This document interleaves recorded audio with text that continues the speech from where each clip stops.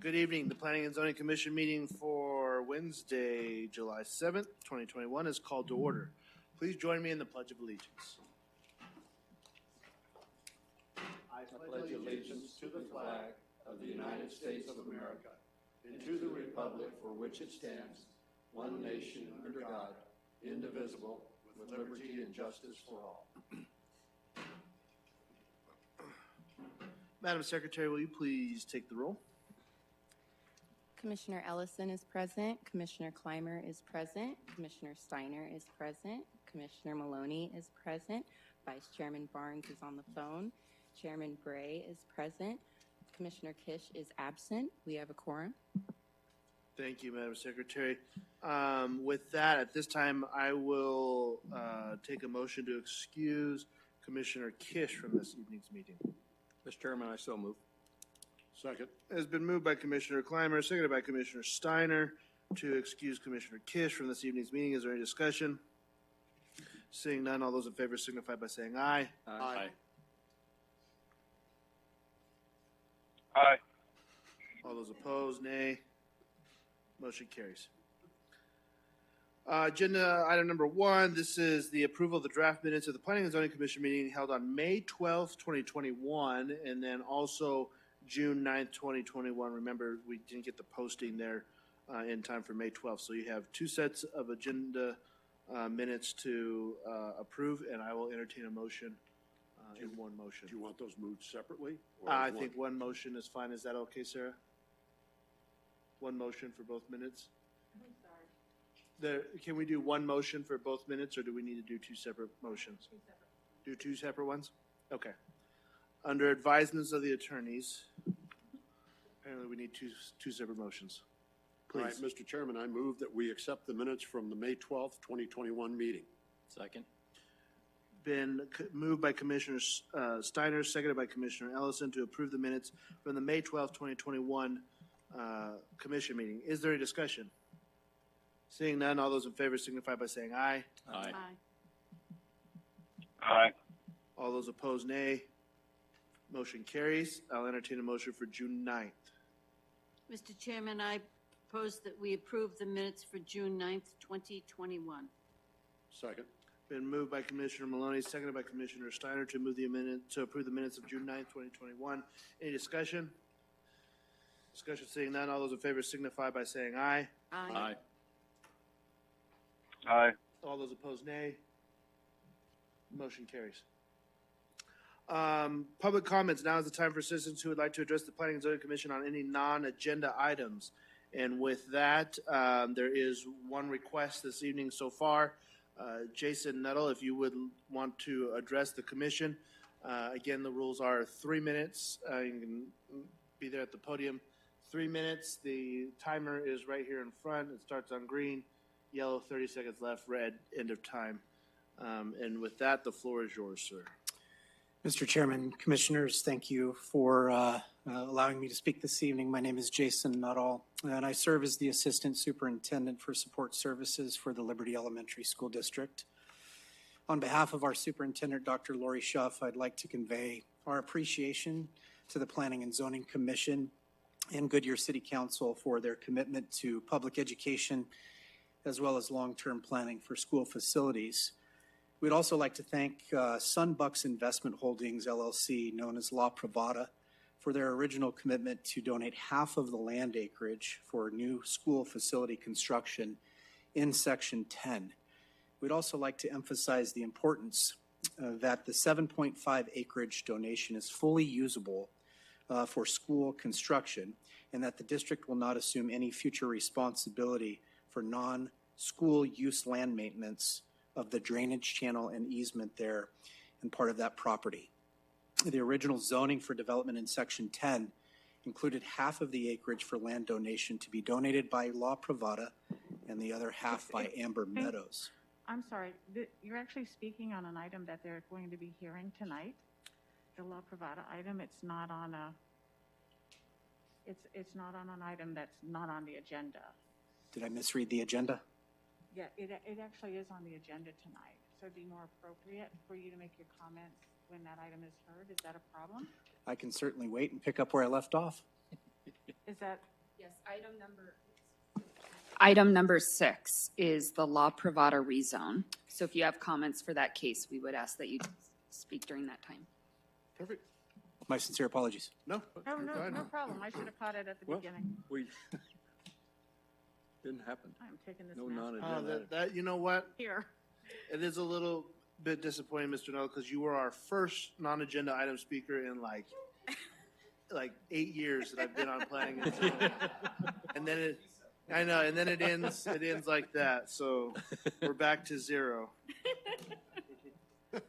But we'll make sure we get you in the right spot. So anybody else non-agenda items? No? Okay. We'll move to disclosure of ex parte communication, opportunity for commission members to disclose any ex parte communication that may have had prior to this meeting. Any disclosures?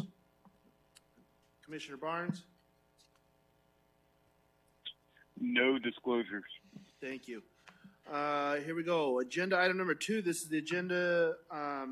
This is an amendment to Lot 19 of the Palm Valley Crossing PAD, and I will open the public hearing, and Katie will present. Thank you. Chairman, members of the commission, just 1 minute.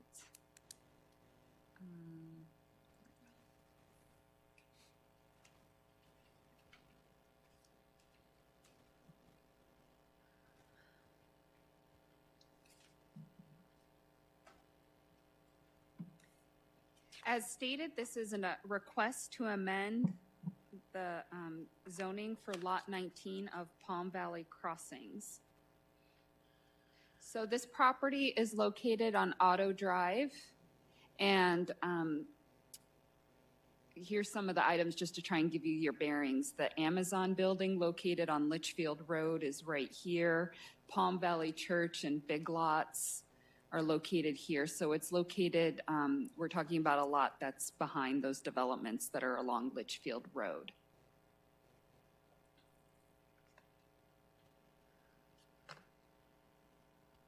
The general plan designates this area as business and commerce, which allows for a variety of business, service, and entertainment type establishments.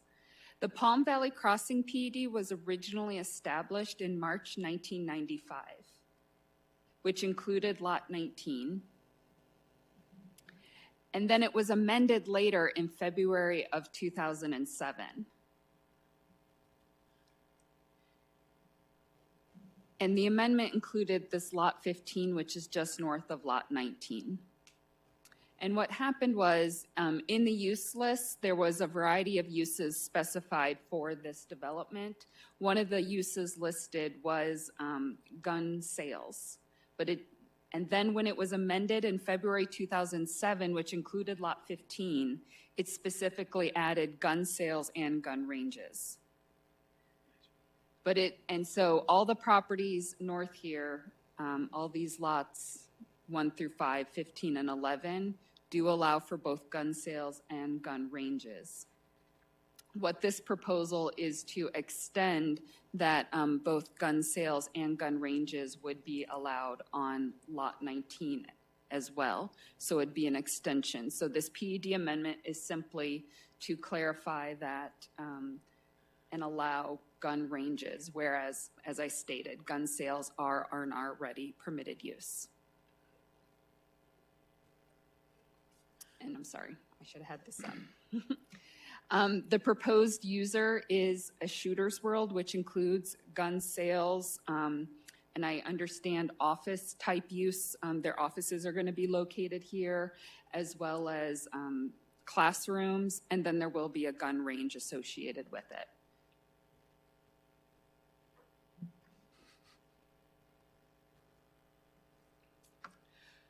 Before you are the items we go through when evaluating a rezoning, and it does, there have been no concerns identified by staff as we've gone through. It does appear to be compatible with the existing uses and the uses surrounding. And as I said, this use would be allowed just north of this site. It's just because of the boundary of the original amendment. This has also been, notice has been provided to the surrounding property owners, and we have not received any questions or concern from neighboring property owners of the proposed PUD amendment.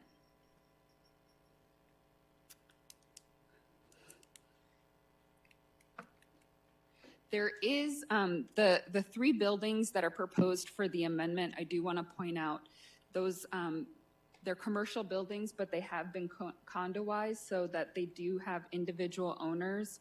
And there is one owner within the property that the applicant did try and get their signature on the zoning, authorizing the zoning of the property. We did not receive their authorization. However, they haven't objected to the rezoning either. So we haven't received objection from that owner. But I do want to clarify that this action would rezone this person's property. But again, it would allow them to have this use as well, should they. There's no uses or additional regulations being put on that other property owner. So staff has found that the proposed amendment is consistent with the PUD. It's consistent with the surrounding area. And again, we have not received any objections through the public notice period. So staff does recommend approval of the rezoning with 4 stipulations. Shane Alleman is here representing the applicant. I don't believe he has a presentation, but he is available for any questions you may have. And that concludes my presentation. Thank you. Thank you, Katie. Are there any questions for staff at this time? I do. If you have a range inside of a building, how big is the building? Let me see if I have this information. Big enough to shoot a pistol? Well, a gun or just? Well, you can automatic weapons too. So at the Shooter's Really? World in Peoria, they have both rifle range. I'm going to ask, does the applicant know that information? Okay.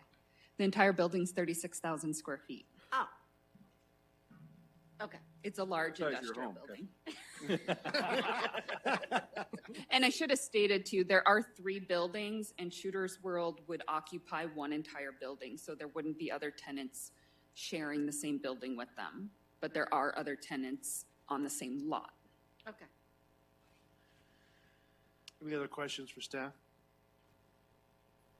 The applicant is here. Does the applicant wish to address the commission? You can go. Good evening, members of the commission. Shane Allman with Tiffany and Bosco, 2525 East Camelback Road. I simply wanted to just acknowledge staff and thank them for working with us on this. Shooter's World, who I have the representatives here tonight with me, are really excited. This will be their 3rd location in the Valley, and they are planning on making this their corporate headquarters. So they're really excited on making Goodyear their corporate headquarters. They attract a lot of individuals to their sites, very much a destination location.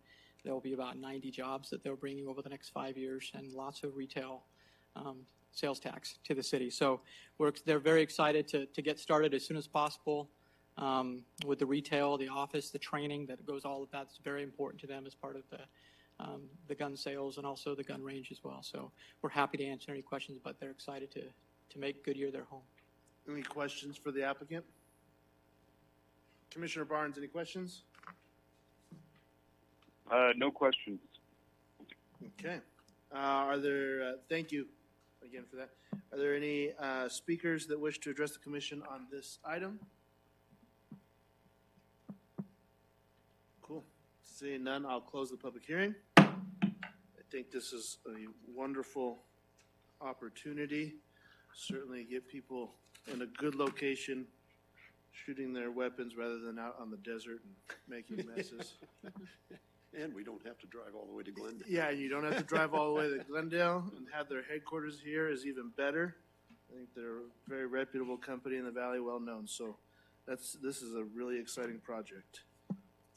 With that, I will entertain a motion for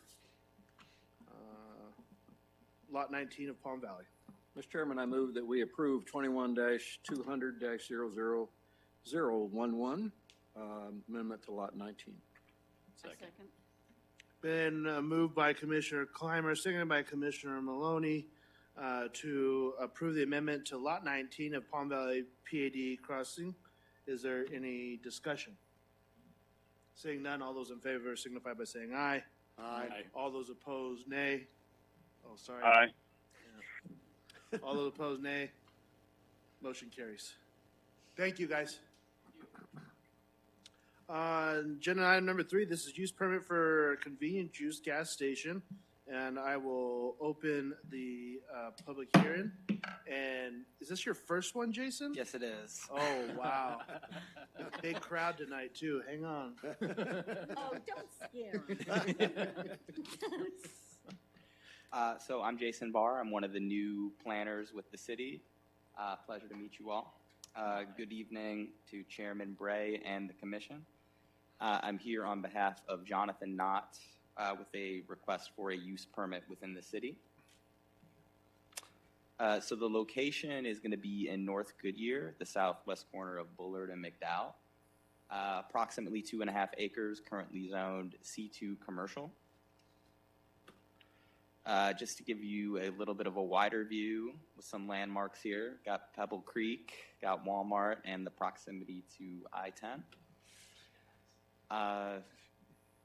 Dialing in a little bit closer, subject property is going to be in teal there, less than a half a mile east of Bullard Wash and the future Civic Square, north of the newish hotels, the True and the Spring Hill Suites, south of the undeveloped Goodyear Planned Regional Center, and west of Centerscape, where the P.F. Chang's and Red Robin are. The proposal is going to be a 5,000 square foot gas station and convenience store with a 7,300 square foot fuel canopy, 47 parking spaces, 16 fueling stations, double stacked in 8 rows. Sorry. So looking at the design here, going to kind of compare and contrast with the existing quick trip at Estrella and Van Buren. The top left picture on your screen, you're going to notice that it is a sort of darkish red-brown brick as the main color, as opposed to the other location, which is the lighter stucco feel. And then also you're going to notice that the awnings are a little bit different. They are like a dark brown, brownish black. And the reason for that, staff felt that it was a good thing to have because it would make it a more distinctive look. A lot of the QTs typically will have the red awnings, and also we thought it would blend a little bit better with the P.F. Chang's across the street that kind of has a darker color scheme. Bottom left hand of your screen, you're going to see the elevations, the side elevations that we're going to face north and south towards McDowell and towards the hotels and I-10. We have got some extended canopies on those for some extra shade. And then at the top right corner, you're going to see, and that's going to be facing west towards currently undeveloped land. You're going to see that we have the stacked stone element wrapped around to the back. And then also I should mention in the front, that elevation facing Bullard, we have some nice raised planters that Quick Trip has agreed to put in. Talking about access here, off of Bullard, we're going to have 3/4 access. It's going to be a left in to a shared drive, a right in going south on Bullard, and then a right out. Off of McDowell, it's just going to be a right in, right out for access. And then that little oval in the bottom right portion of the site plan is going to be a nice seating area akin to the Circle K at Pebble Creek and McDowell with some really good pedestrian access to the site. And just for the commission's awareness, there's a concurrently reviewed preliminary plat subdividing approximately 5.8 acres into 3 lots, which will facilitate the quick trip development.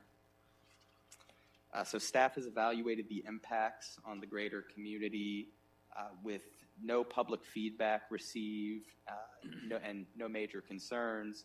Staff recommends approval of a convenience store with a fuel canopy in C2 general commercial zoning. And just want to thank you all for your time, willing to take any questions, and the applicant is here to speak if needed. Thank you, Jason. Well done. First time wasn't too bad, right? Now here's the hard part: questions. There we go, Commissioner Maloney. She's a bulldog. This is like a marketing question. How far away is the other Quick Trip on Pebble Creek Estrella Parkway from this one? I mean, I realize that they do this, but it just seems so close. It's a good question. I'm trying to see if I can see it on here. Roughly 4 miles. Maybe a mile? Does that sound about right? No. If I may, it would be 1 mile over between Bullard and Estrella, and then about a half mile south. Oh, only half. So 1 mile to the west, and then about a half mile south.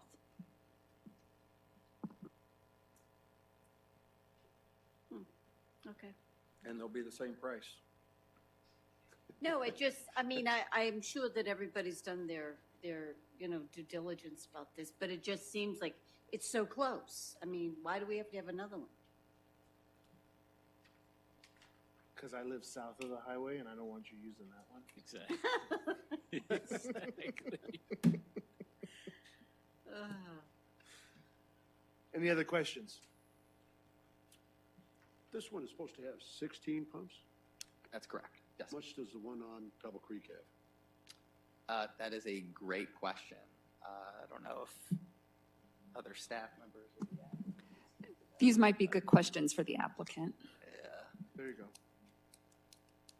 We like to watch Jason squirm a little bit. Any other questions for Jason? Well done, Jason. Thank you. Thank you. The applicant is here, and please step forward. We'll just start with Mr. Commissioner Steiner's question, if you know it. Good evening, Mr. Chairman and Commissioners. My name is Jonathan Knott with Quick Trip, 1116 East Broadway Road, Tempe, 85282. I apologize, I do not recall the question. I believe it was about the amount of fuel pumps. Yes, I mean, in comparison to the one on Pebble Creek. I believe this one has the same amount, if not less. I can't recall exactly, but I believe the standard amount has been 16 for all of our new stores. I'm just asked that because I'm trying to visualize the size. Right, so it'll be 8 individual dispensers with handles on each side for 16 total pumps.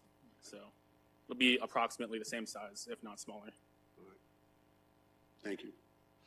Any other questions for the applicant? Commissioner Barnes, any questions? No questions. All right, anything else you wanted to address the commission on? Okay, thank you. Are there any speakers cards? Anyone from the public wish to address the commission?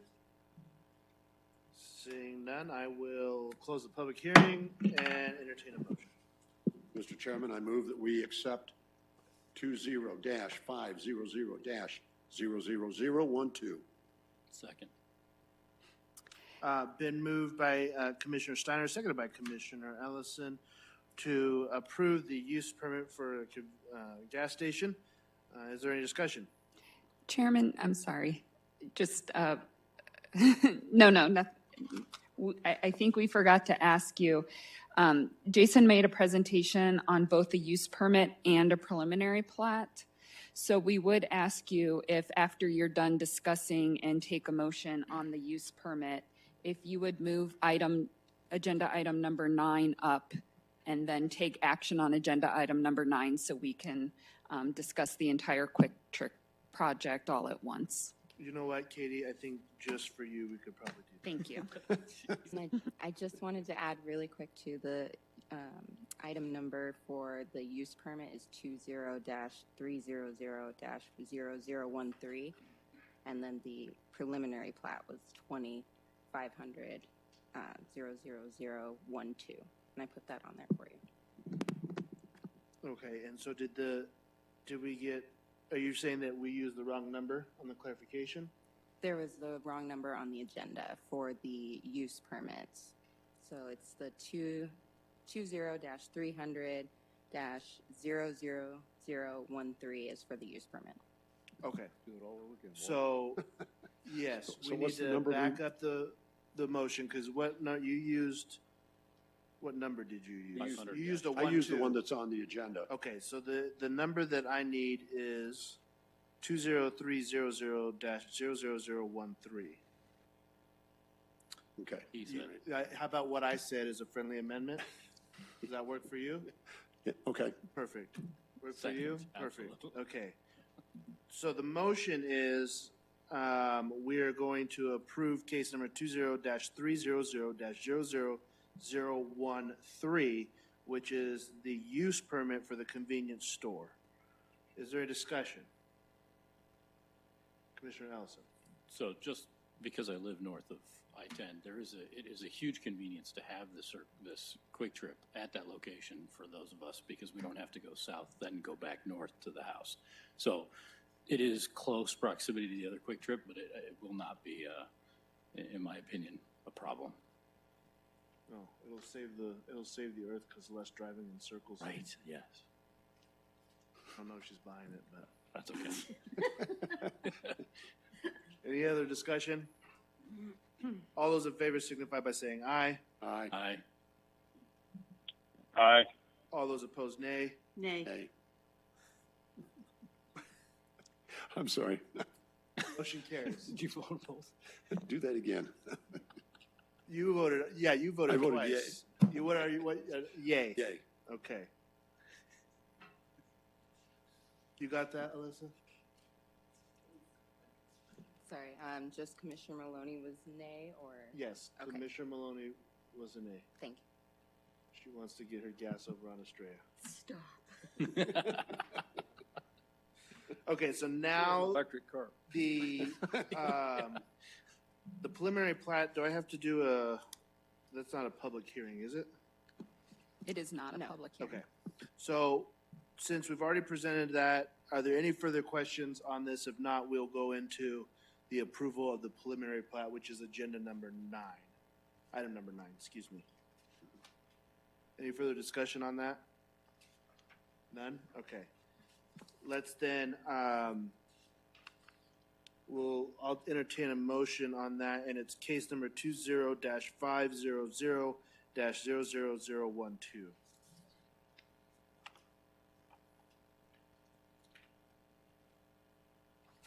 Mr. Chairman.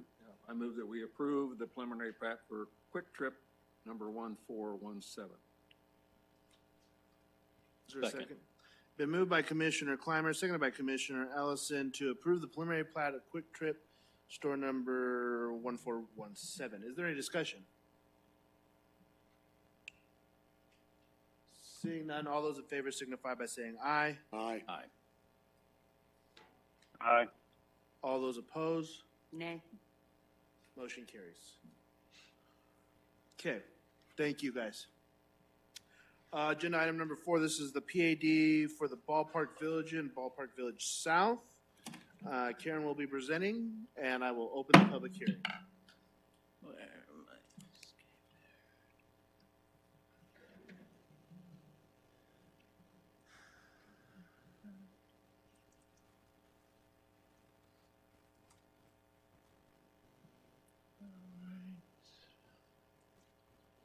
Thank you, Mr. Chairman. Good evening, Commissioners. How are you all? Fine, Well, thanks. thank you. The Ballpark Village and Ballpark Village South PAD is 254 acres on the east side of Estrella Parkway. And Ballpark Village is this area around the ballpark. Ballpark Village South is this area here to the west of the development complexes. This proposed staff-initiated PAD amendment is to add 14 acres to the Ballpark Village South PAD. And we're talking about the 14 acres right here at the southeast corner of Lower Buckeye Parkway and Estrella Parkway. And because of geographic reasons, being south of Lower Buckeye Parkway, and because additional multifamily developments have recently been approved within Ballpark Village South, this 14 acres will become part of Ballpark Village South. Currently, that 14 acres right here, again at Estrella Parkway and Lower Buckeye Parkway, is part of the City Center Air Park PAD, which is owned by Sun MP, a longtime property owner in the city. And this is their underlying zoning map of that PAD. So again, it has the C2 general commercial and I1 light industrial underlying zoning. And understanding the incompatibility of having I1 zoning right there by the ballpark, which is within this area, Sun MP authorized staff to initiate this amendment on the 14 acres. With that authorization, Sun MP requested that the zoning would allow for all commercial development, all multi-family development, or both. And so staff selected the existing Ballpark Village and Ballpark Village South PAD Res MXD category. And right now there is a small piece of Res MXD existing within the Ballpark Village PAD on the north side of Lower Buckeye. And because this property is on the south side of Buckeye Parkway, and because they wanted a mixed-use type development allowed, we thought this made perfect sense. Rather than creating a whole new PAD for that 14 acres, why not, use what we already have in existence? And the Res MXD had development standards that work well for the development of the 14 acres outlined there in red. And the permitted uses, there's several permitted uses, but within that list, the property can be developed as all commercial, all multifamily, or both, as requested by Sun MP. And on a parallel track to this PAD amendment, we have recently had a pre-application meeting with the Solace at Ballpark Village people, and that that sounded funny. Sorry, and they are a recently approved multifamily development, and you can see the north part of Solace at Ballpark Village, located right here. They're currently under construction, actually. And so we've had a pre-app meeting with them about taking this 14 acres and doing a horizontal mixed-use project. And this is a concept plan that they provided to us for the pre-app meeting. And by horizontal mixed use, I mean that they're going to have some retail parcels here along the Estrella Parkway frontage, as well as all of the multifamily here on the rest of the site. And there'll be all sorts of vehicular and pedestrian connections between the two. So that's the horizontal mixed use aspect of this proposed project. And there will also even be a connection between the two Solace projects. In our public outreach to surrounding property owners and property owners within the PAD, one of those owners within the PAD inquired about what this amendment was for, but really voiced no opinion one way or the other, just asked what was being done. And then we had a resident outside the PAD who was very supportive of the amendment and actually looked forward to some commercial uses right there at the corner of Lower Buckeye and Estrella Parkway. The amendment meets all the zoning ordinance criteria for a rezone, and staff is recommending approval of the amendment subject to the stipulations in the draft ordinance that was included with your agenda item. And I'd be happy to answer any questions you may have. Thank you, Karen. Any questions for staff? Nice job. You said is the applicant here tonight? Does the applicant wish to address the commission?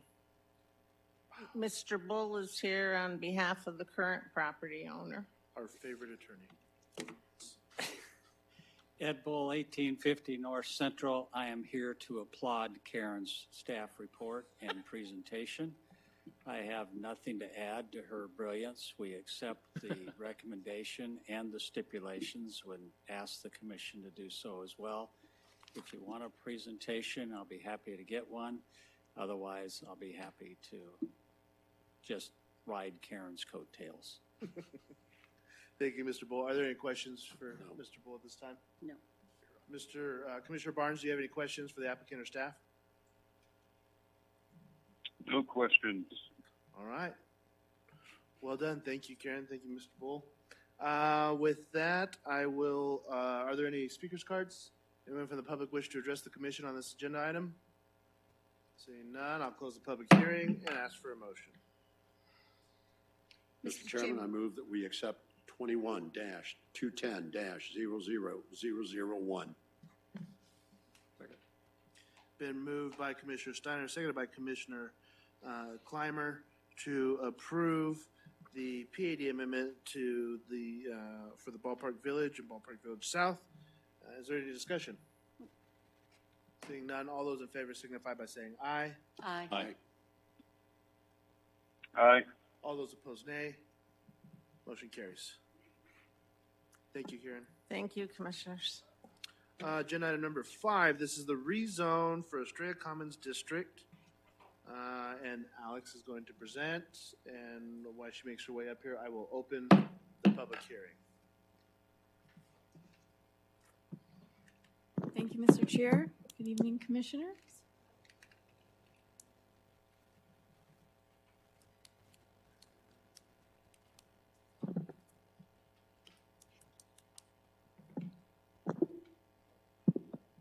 All right, thank you.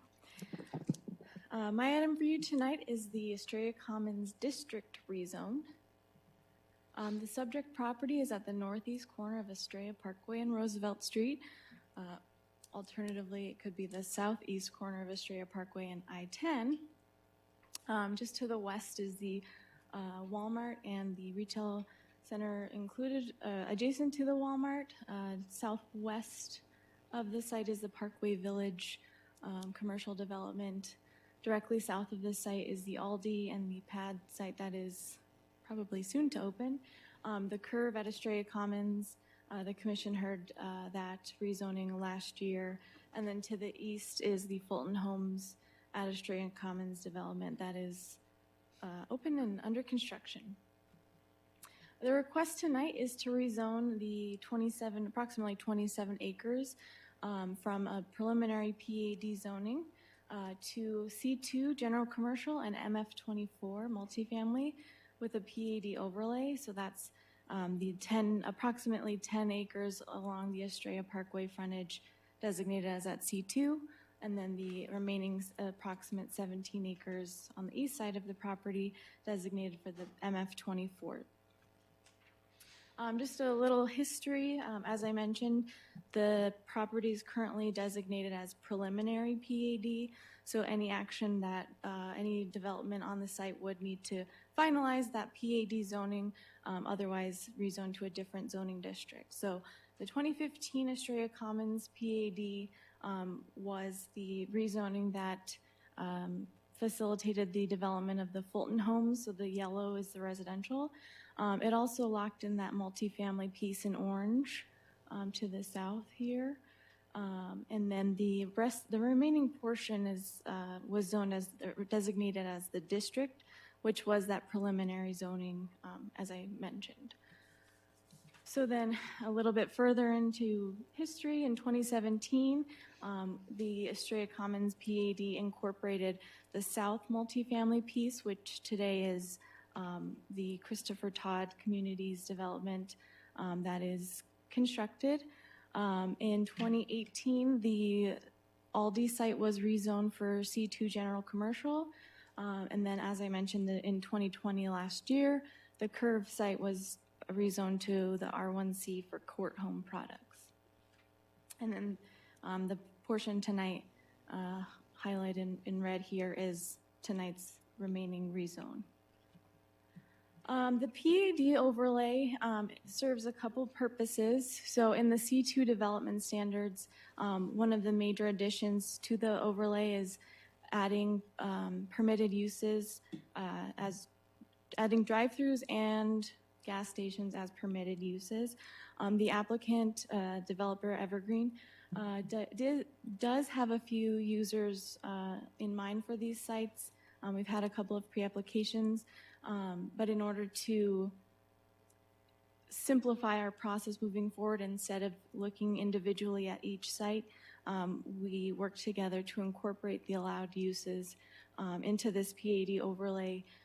So with this approval, any drive-throughs or gas stations that get proposed on those sites would not need to come back for public hearings. They're all incorporated into this PAD overlay. The second development standard incorporated into the PAD overlay is drive-through windows. Typically, as you've probably seen in a lot of the recent use permits for drive-throughs, one of the design guidelines is that they don't face, the pickup window doesn't face a public street. We typically ask with our use permit to allow the drive-through to face the public street with the addition of a screening, so you don't, something is covering the window. So we've consistently, the commission has recommended approval on drive-throughs with this provision, so we just wrote it into the PAD overlay. And then the final development standard in the C2 district that's changing is a landscape setback that's between the C2 and the multifamily districts. So what we did, because the developer does have a multifamily developer in line for the east half, we just moved the standards to the multifamily side. So the same requirements of a 10-foot landscape setback have just been imposed to the east side of the property, which is the multifamily side. So you'll still get that separation, but it's not taking up any of the commercial use property boundaries. And I should mention also, the site plans shown in these exhibits are conceptual. Each pad site, or the apartment complex would need to come in for individual site planning review. So on the multifamily development standards, there's three major development standards that are proposed to change. So the design, or the development standards for MF24 require that the building setback along public streets be entirely landscaped. The proposal is to allow trash enclosures / compactors to encroach into this setback. So this is north along the I-10.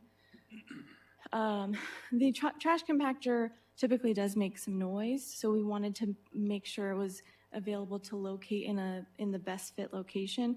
So it was away from the single family to the east. It wasn't, at the entries of the community. So staff agreed that this was an acceptable deviation. Additionally, there is no landscape setback requirements along single family, which is to the east, highlighted in red here. This is just the north half of the proposed, or the conceptual site plan. With discussions with the developer, we've included a 15-foot landscape buffer along that single family boundary, which is to not include parking space or carport parking spaces. So we gave a little extra buffer, so if people are in their cars, closing their doors, there's a little extra buffer between the Fulton Homes, Estrella Commons properties. And then the final deviation is the accessory building height, which currently in the MF24 district is 12 feet. To increase that to 22 feet, the multifamily developer intent for it is to do a 2-story maintenance garage so they can put equipment downstairs and have office space or whatever they need on a second floor.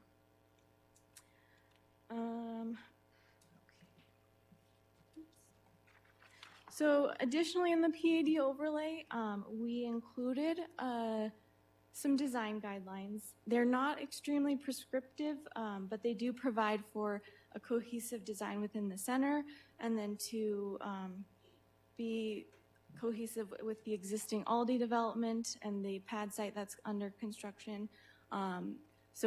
Some materials and colors were included, and then they were proposing this tower element, so we wanted to make sure the rest of the commercial buildings were including a similar element in there. So they're not extensive design guidelines, and the city's design guidelines would still apply, but they're just enhancing and ensuring that cohesiveness within the center.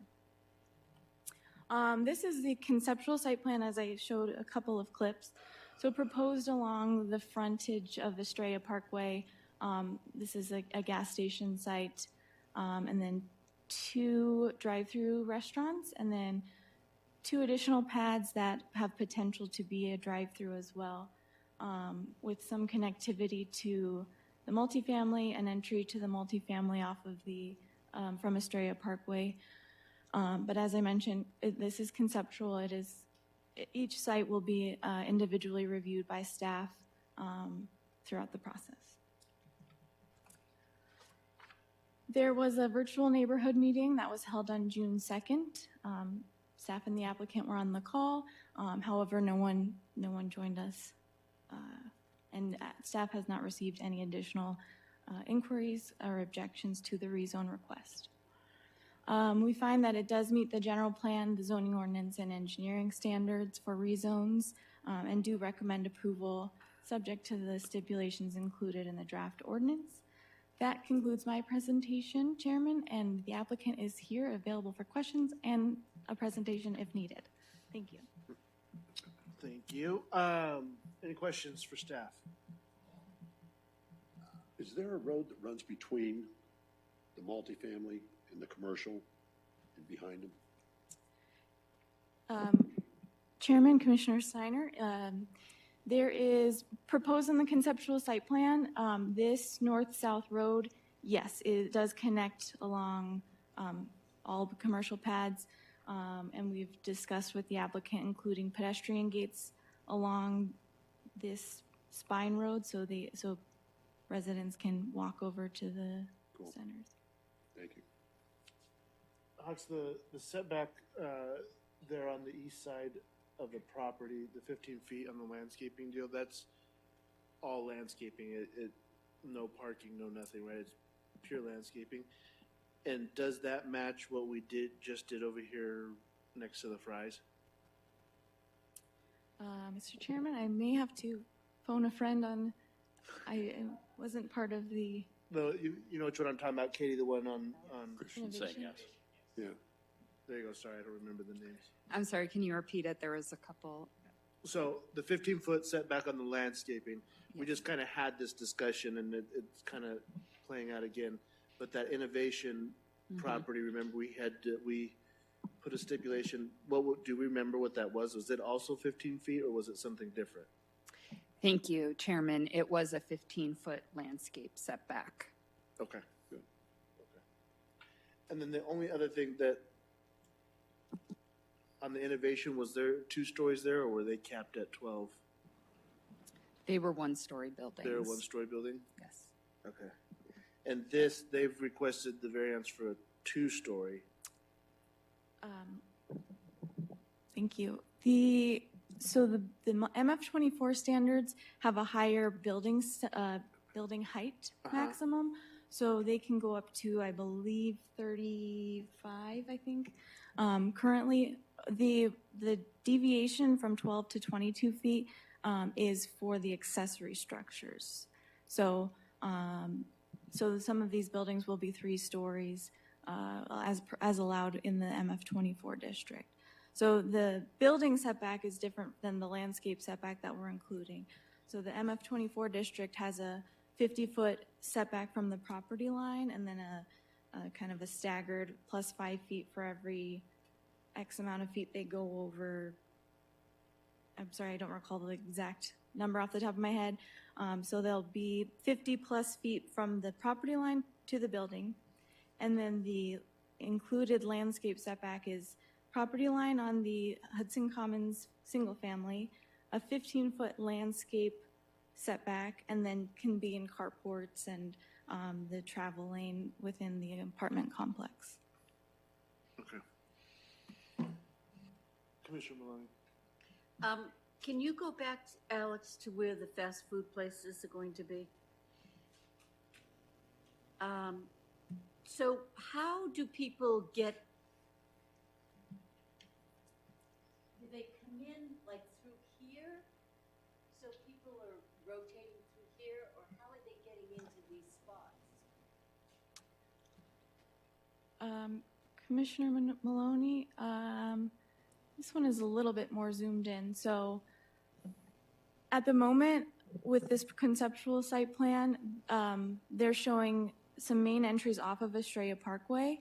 The entries into the drive-throughs would be internal to the pad. So essentially, you wouldn't be entering into a drive-through off of Estrella Parkway. You would enter into the complex. Here they're showing, I believe, entry here and here. So then they can come into the site and then start the queuing for a drive-through. That's on that pad.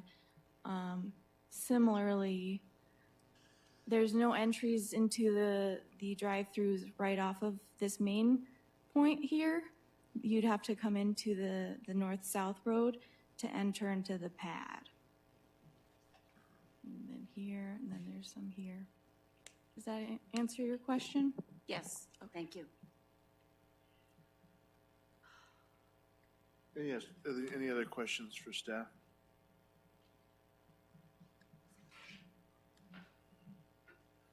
Okay, just for my clarification, so those homes, those single-family homes that are being built as we speak today, if I bought one of those, right, potentially 50 feet from my backyard, there could be a 3-story building. That is correct.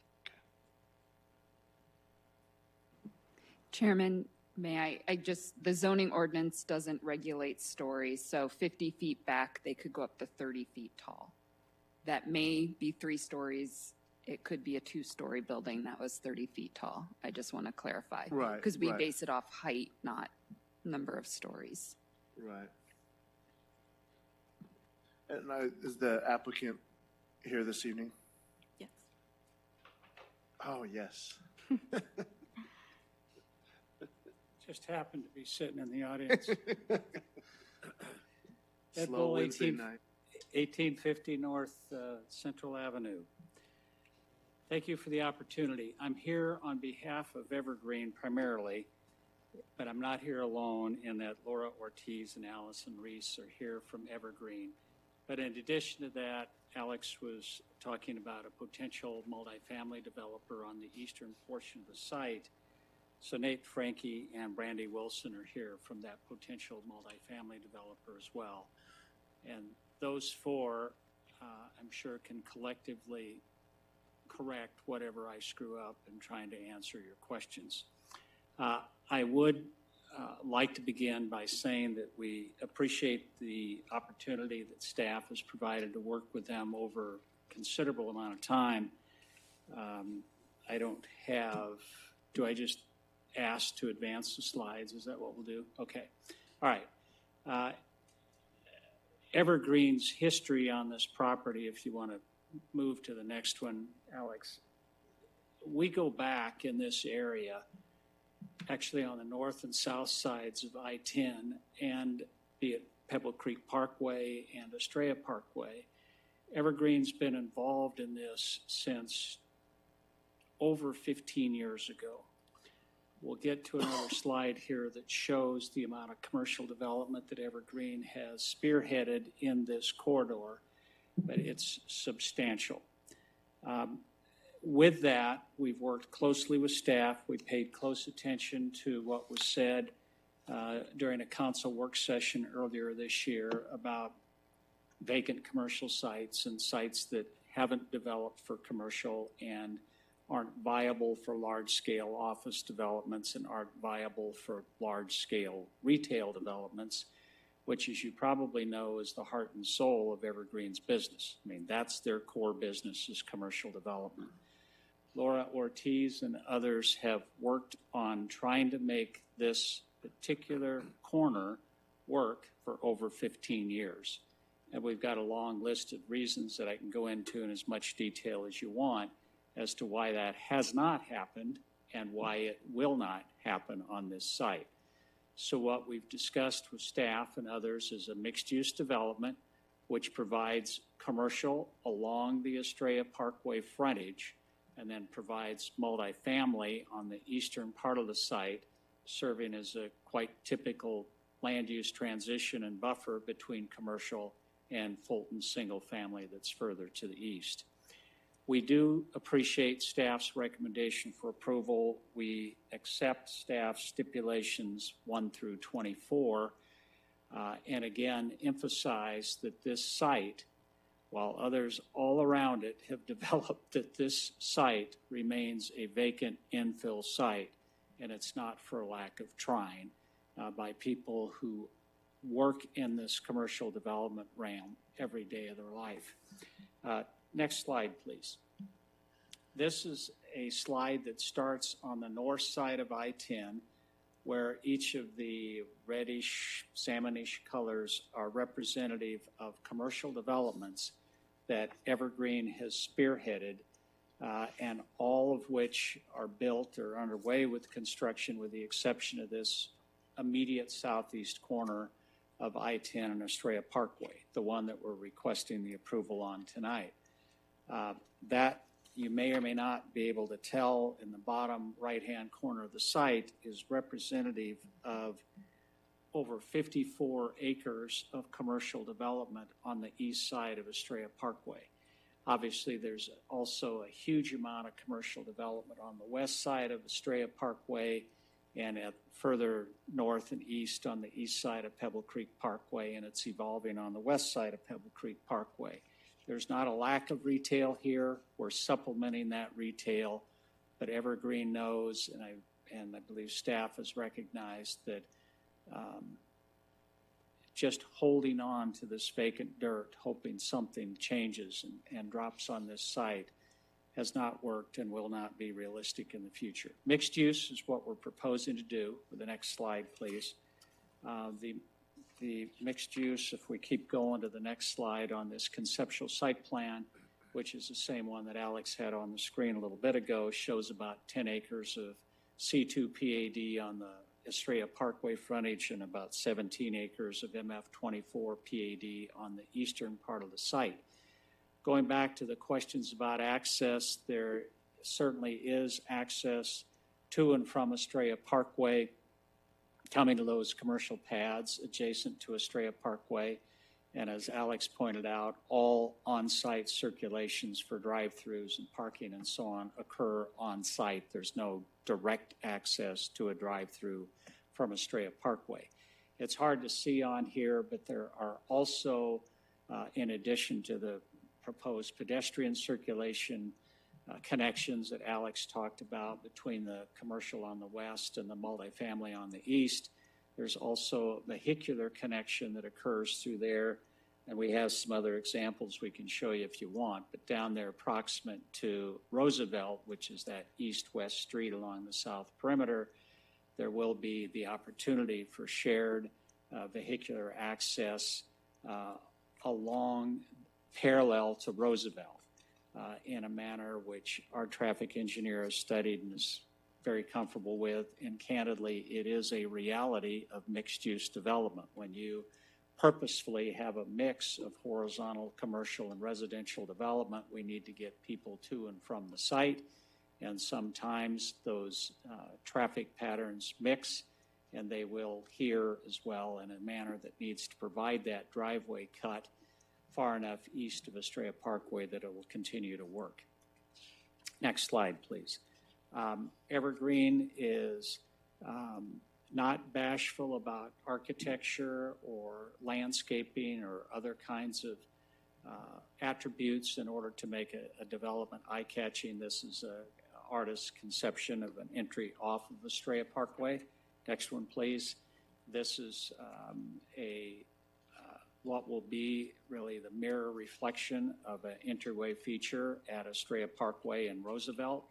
Next one, please. This is simply a real computerized conceptual elevation of a Chick-fil-A, which badly wants to be on this site, but you'll also see that that drive-through is under a porte-cochere, which is an important design attribute as to what we're trying to do to help screen the window and so on and so forth. Next slide, please. As you may have seen in your PAD booklet, there's multiple colors involved in that. We've listened carefully as the mayor and council and your commission have talked about the desire to not have all tan, tanner, and tannest, or gray, grayer, and grayest multifamily buildings, but to provide some variety and some meaningful accents in colors, have some meaningful architectural articulation horizontally and vertically, which is being proposed on the multifamily, which will continue to evolve through the site plan review process so that the multifamily, with the next slide, please, will, and the next one again, will have some of that movement. We'll also be mindful of some of the articulation that's occurring on the commercial side of this mixed-use development, so it looks like they belong together as horizontal mixed use. Next slide, please. There's some additional color schemes which actually look different on my photocopy version than on the screen, but trust me, we know that the council has talked about and your commission has talked about a meaningful distinction in colors, and we know that's a part of what needs to occur going forward in Goodyear. Next slide, please. This is an example of that, or a sketch of that proposed east-west connection as well that would provide kind of a back door access to the commercial and also a front door access to the multifamily. Again, our traffic engineer is very comfortable with it.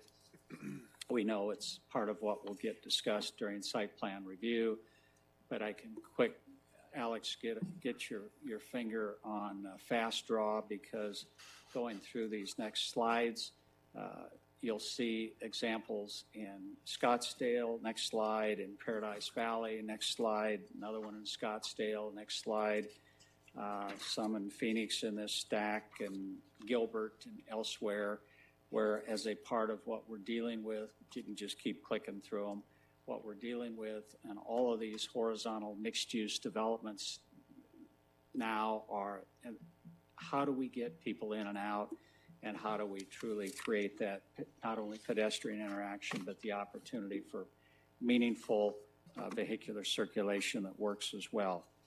I will not duplicate everything that Alex said in her staff report or in her staff presentation. It was excellent, and it looks like I'm supposed to shut up and sit down. So having said that, we would request your commission's approval in accordance with staff's presentation, and we do accept all 24 stipulations on this vacant infill site. Its time has come, and Evergreen is committed to get this last piece of this large overall master plan developed on Evergreen's watch. We request your approval. Any questions for the applicant? Actually, so we're going, I totally understand what you're saying and hear, the difficulties with that property, and I get it being pinned kind of in a corner there and access and all that. And I think it is a good project. I guess, so we go from commercial to that mixed use in this rezone, right? Correct. And we believe that we already have somebody interested in the multifamily. correct? Correct. Okay, so I guess the And question. some of the pads. And some of the pads. So my question is so my concern then becomes those guys that maybe just got that single family home, and I know there's that setback, but will there be 3-story, multifamily, or are we talking about probably a 2-story facility? What I'm worried about is I bought that property, right, thinking that it would be a commercial lot behind me, C2 or whatever, and yeah, there's traffic or whatever, but I didn't expect someone looking into my backyard. I understand the question, and yes, these residential buildings are planned as 3-story buildings, but we have an example of the same thing by the same developer right down the street. And as you may recall, I've had the opportunity to represent Fulton Homes on a number of various developments over the years, including this one. And we're working with Fulton and staff and others, and we'll be coming to your commission eventually on another Fulton development in the city. So I had a chance to visit with Norm Nichols, who's the president of Fulton, about whether or not they'd received any complaints from residents in this same single-family development who bought a home further south in this development, adjacent to 3-story multifamily that was built by this same proposed multifamily developer here. And Norm had not received any. So, and quite candidly, today, as we continue to work on mixed-use developments in Goodyear and elsewhere in the valley, while in the past we were doing a lot of 2-story multifamily, it's grown to 3, often 4, sometimes more than that. Making the development work from a variety of perspectives and getting the density that's needed in order to help support some of the commercial in the area requires some height. 3-story is not something that I'm accustomed to running into problems on now. 4-story, sometimes 5, more so. But here, they are proposed as 3-story buildings with significant setbacks in today's mixed-use development infill world that we're living in, and with a significant landscape buffer that, as you know, with appropriate tree spacing, whether it's 20-foot on centers or 30-foot on centers, depending on the species that gets worked out with staff during the site plan review, there will be an effective buffer along that east perimeter of the multifamily, which will protect concerns with some of the, invasion of privacy kinds of things that we sometimes hear. I think it's also important to keep in mind, and it shows up on this aerial that superimposes Fulton's Plat, is that you have a situation where you have 2 lots that side to this multifamily interface. You have a big cul-de-sac lot that I guess kind of rears to it, and then you have some others that rear to it.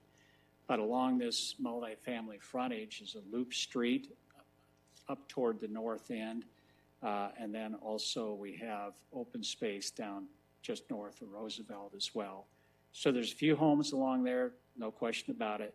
We set back from them, we buffer them, and if they're showing up as owners of record in the assessor's information, they were all invited to a neighborhood meeting, and candidly, I didn't know whether we'd have people expressing concerns or not. I talked with Norm some about ahead of time, and as Alex indicated, no one dialed into that Zoom, and I've at least not heard by email or call or otherwise any concern from any homeowner along that east property line.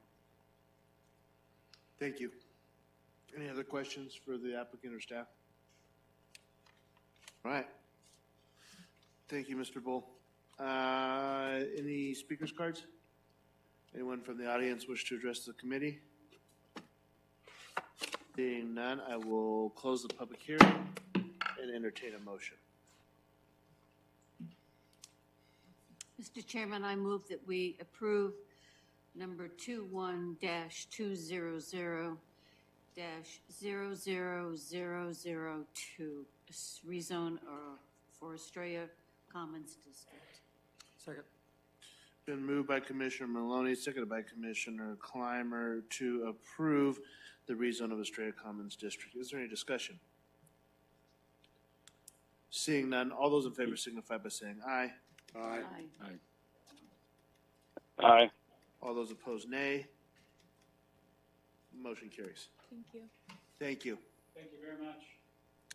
Agenda item number 6. This is the La Privada rezone, and Christian has been waiting patiently just to present to us this evening. It's been a busy With night. that, I'll open the public hearing.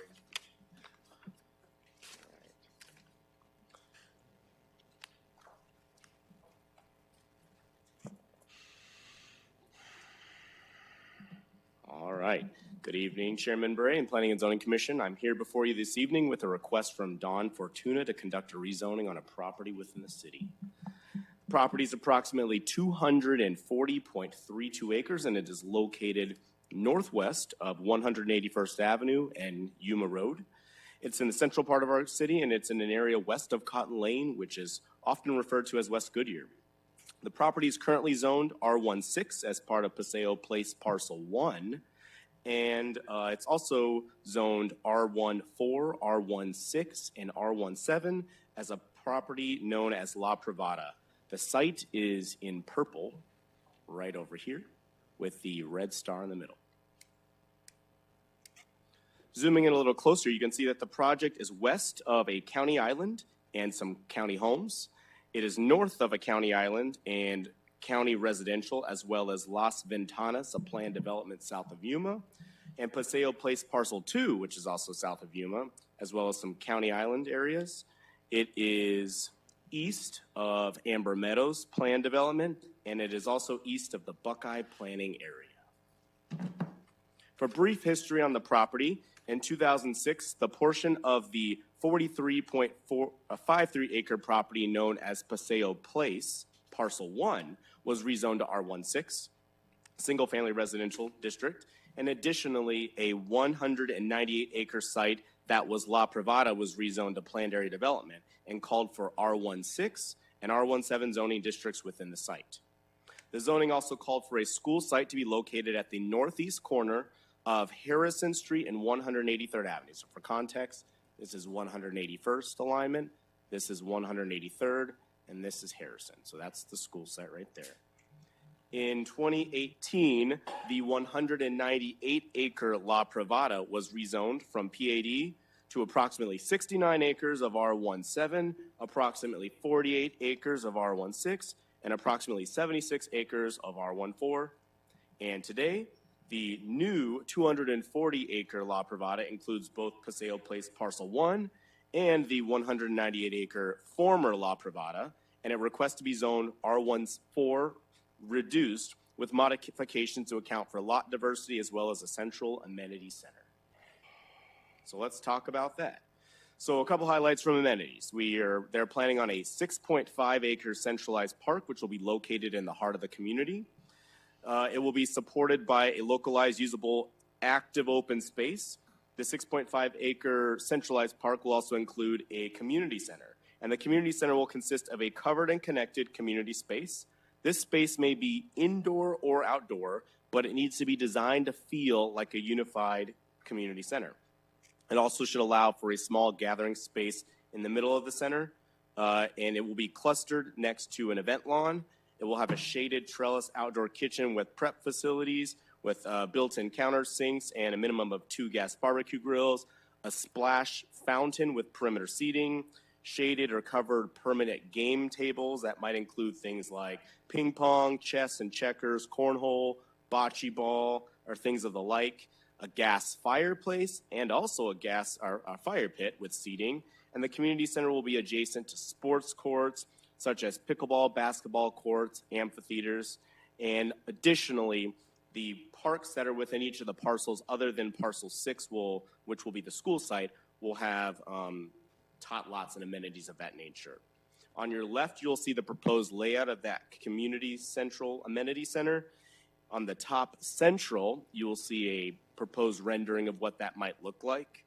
On the top right, you'll see the inner courtyard. So right here, you're looking back at the community center. Here, you're looking at the community center over the bocce and cornhole from this angle. And here are some opportunities for some gaming type amenities within the center. Connectivity. Let's highlight a few connectivities. So today's La Privada largely includes R14 reduced, but lot diversity is provided in this development through the minimum percentages of lot sizes. For example, typical R14 reduced will allow for 40-foot wide lots that are 100-foot deep and 4,000 square foot in total.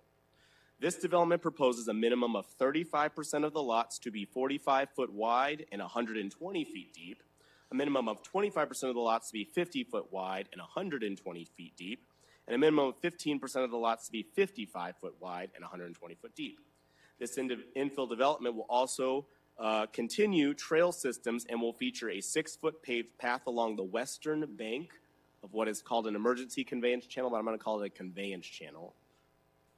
It will also have a private trail system that is paved 5-foot wide and will connect all the development parcels to that central amenity located down over here. Where across the streets they'll have pavers, and they will also cause the construction of the Maricopa Trail along the north side of Yuma Road along their property. And where the central amenity is out by 183rd Avenue, they will have a raised median so that it really feels comfortable and safe for pedestrians to get between both sides of the development. So it feels really cohesive. Additionally, the rear yards along the conveyance channel will have a minimum of 2 feet of wrought iron view fencing on top of the block fence.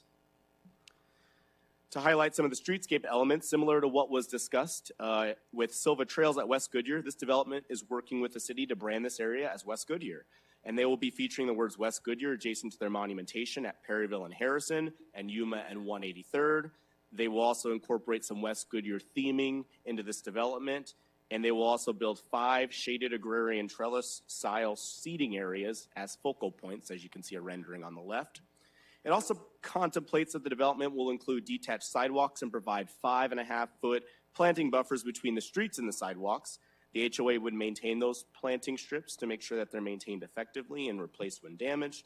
And decorative pavers will be included on the residential driveways as well as at the main intersections into each of the parcels that are along Harrison and 183rd Avenue.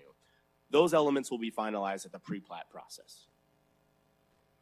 Finally, I'd like to address the 7.5-acre parcel that is zoned R14 reduced, but is intended for a school site. Specifically, I want to tell you how that relates to an approved zoning within Amber Meadows. So Amber Meadows is that, again, that development to the northwest of La Privada. So that zoning contemplates a 7.5-acre school site be located at the northwest corner of Harrison and 183rd. It is denoted on their land use plan, which I have attached here, that that's denoted on their land use plan, and you will see that in their PAD they outline that La Privada and Amber Meadows sites combined, this is from their PAD for Amber Meadows, those sites combined will create a school site.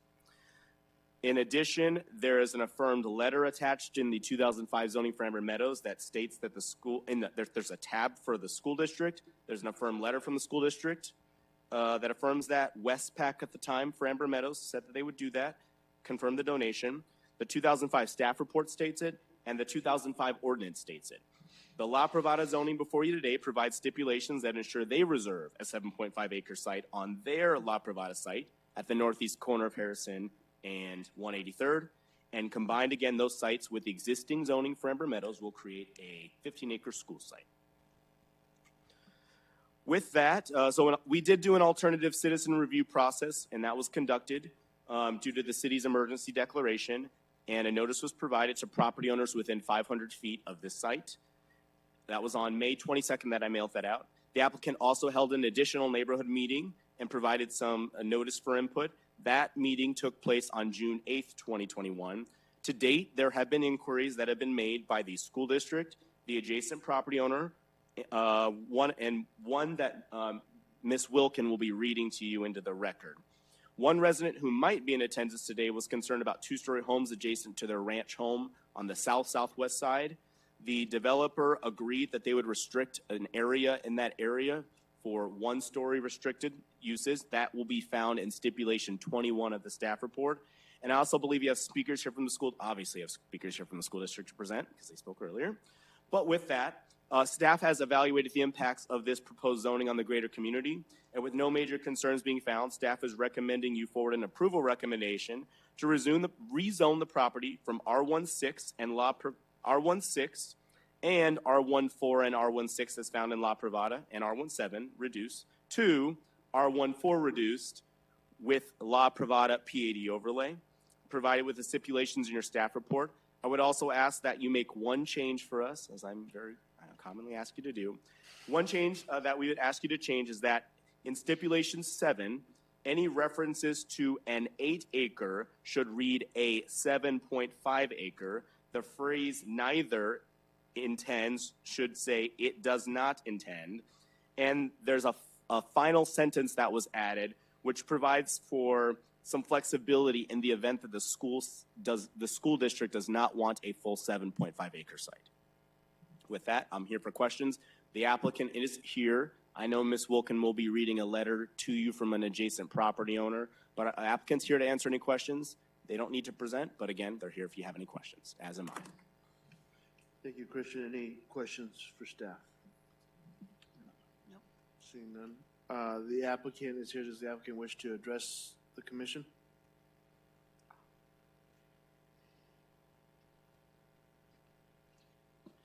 Good evening again. Shane Allman with Tiffany Bosco, 2525 East Camelback Road, Phoenix, Arizona.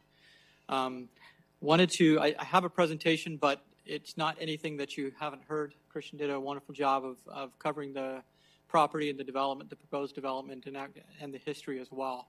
There's quite a history on the site.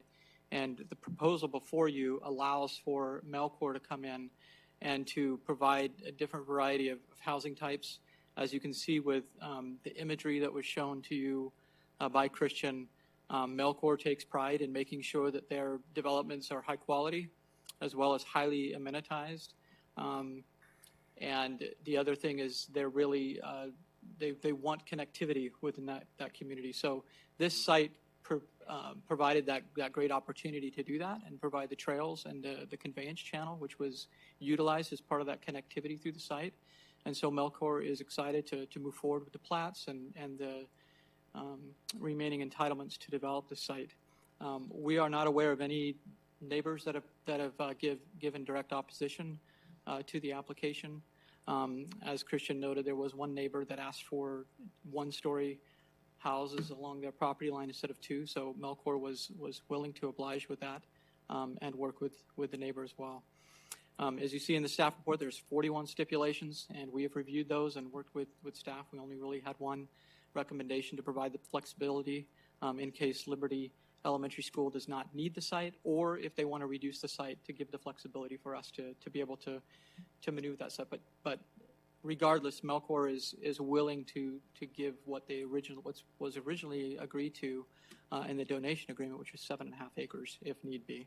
So with that, we're happy to answer any other questions. We appreciate Liberty Elementary School representatives being here, and from what I heard from his original report, it would sound like he's supporting us, so we appreciate the support and for the school districts being willing to work with us. So thank you. Thank you. Any questions for the applicant? Mr. Barnes, any questions? No questions. Katie, would you like to go ahead and read the email into the record, please? Yes. So this was received from Brad Clough from the president of Hinton Amber Meadows, LLP. Dear Planning Commission, we are the owners of the Amber Meadows property located at the northeast corner of Perryville Road and the Harrison Road alignment, which is directly adjacent and abutting to the La Privada property. In late May, it came to our attention that La Privada is processing a rezoning case, the case in front of you today. We immediately reached out to Melcor to let them know that the plan we had developed did not contain a school site, and therefore their submission was misrepresenting our property. We were promised a meeting to discuss this, but after receiving 2 emails from Melcor during the first week of June, they stopped corresponding with us. While we are not opposed to La Privada rezoning this property as described in their rezoning case file documents, we are adamantly opposed to the misrepresentation of Amber Meadows as is stated within those documents. This misrepresentation occurs in the La Privada rezoning project narrative package, which is as follows. Page 6, misrepresentation of Amber Meadows states, in addition, parcel 6 is designated as a future park site next to the planned elementary school within Amber Meadows. Page 22, misrepresentation of Amber Meadows states, at this time, the Amber Meadows property adjacent to parcel 6 is being reserved as a future elementary school site. To our knowledge, there is no elementary school site contractually reserved for Liberty School District anywhere within Section 10. Although previous plans contemplated over 15 years ago included a shared school site, no school agreement was ever entered into with Liberty School District by the then ownership group of Amber Meadows, nor was any agreement entered into between Amber Meadows and La Privada regarding a shared school site. We purchased Amber Meadows in 2012 and have owned it ever since, still with no school agreement in existence. We also understand that La Privada has unilaterally determined that the school building would be placed on our property, specifically so that they can use the open space credit for the park in the open space calculations for their project. In discussions we had with Liberty School District, they were unaware that the location of the school building was being set by La Privada. The school site has not been designed and location of the building was not determined. Consequently, we now request the city require La Privada to remove all misrepresentation of Amber Meadows as a participant in any type of school land donation agreement with Liberty School District for future school site, as is currently stated in La Privada's rezoning case file documents. Thank you in advance for helping us to clarify this misrepresentation. We look forward to a fair and equitable resolution. Sincerely, Brad Clough, President. Can we go back to the map? Which map would you like? That one. This is from the Amber Meadows Planned Area Development that was approved in 2005 via ordinance number, I'll put that on the record, 2005-969. Okay, so I'm just trying to get this clear. Their argument is someone is saying that they have a school site, and they're saying, no, we never agreed to a school site. But the current applicant today is saying, we'll give you a school site. I'll try to put these into two separate buckets. La Privada's current zoning contemplates a school site at the northeast corner of Harrison and 183rd. Which is where the blue and it says school site. Correct. Okay. They are working with the district, and they have agreed to, when they came in to submit for a rezoning, they included a 7.5 acre school site on their property. Okay. Amber Meadows, this is from their zoning. It sounds like in their letter they're stating that it's a misrepresentation to call the northwest corner of their property a school site.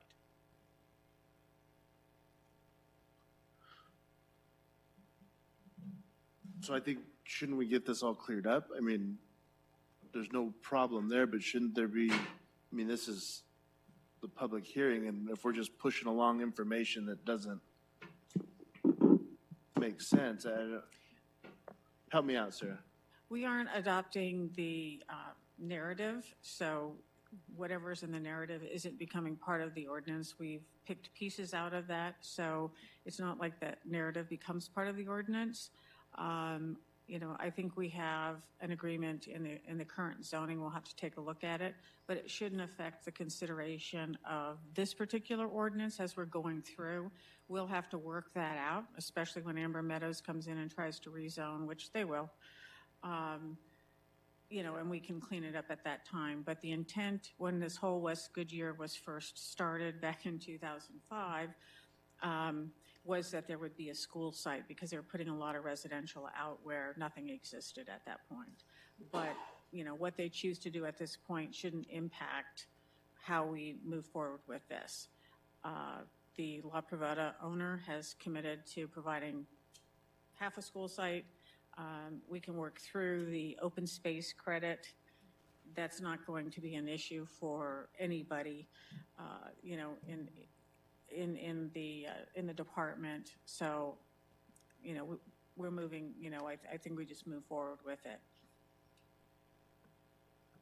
Okay. I'm saying there's no legal impediment to it, just because of that letter. And I do want to clarify that the current zoning of that site is a school. The Amber Meadows PAD designates that corner as a school site, and we do not currently have an application in for rezoning from Amber Meadows. So this is the information staff has today to work with in our evaluation. Okay. Any other questions? You know what? Jason has waited a while. He was chomping at the bit, so it is his turn now to take the podium and address the commission.